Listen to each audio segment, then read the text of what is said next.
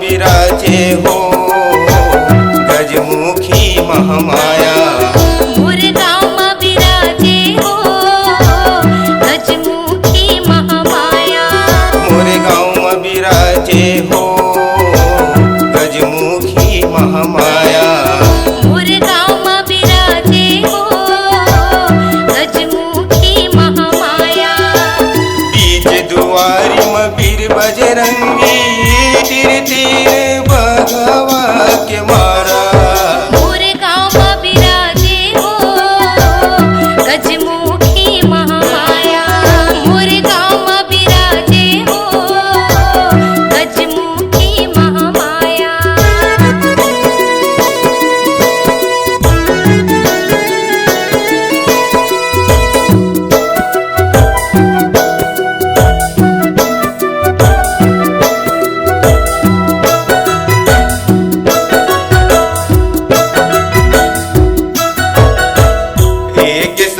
के बात माता जलदच तारे गाँव।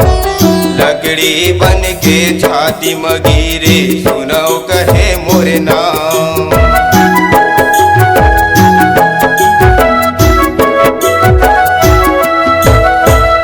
एक समय के बात माता जलदच तारे गाँव।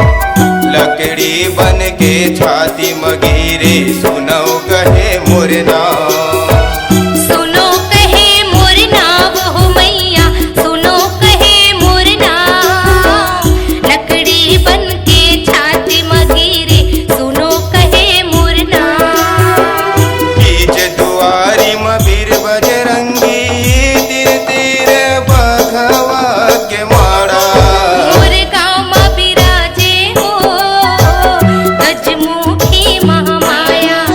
मोरे गाँव में विराजे हो गजमुखी महामाया।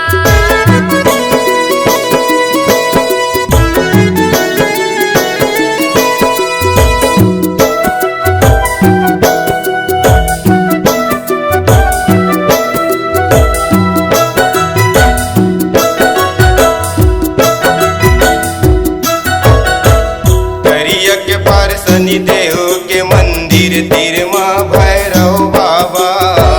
कोई पोड़ महादेव विराजे चढ़े बेल पाना।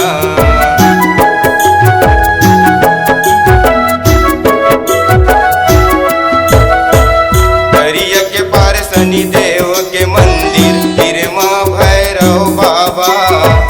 भूई कोड़ महादेव विराजे चढ़े बेल पाना। चढ़े बेल पाना हो मैया, चढ़े बेल पाना। भूई फोड़ महादेव विराजे चढ़े बेल पाना। बीच दुआरी में वीर बजरंगी तीर तीर बघवा के मारा। मोरे गाँव में विराजे हो गजमुखी महामाया। मोरे गाँव में विराजे हो गजमुखी महामाया।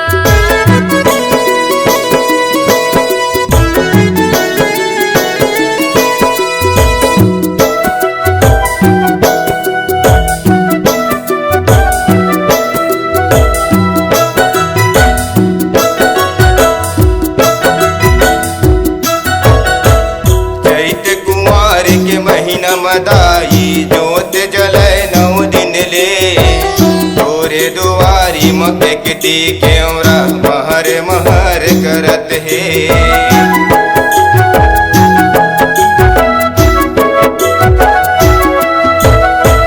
चैत कुमार के महीना मदाई जोत जलय 9 दिन ले।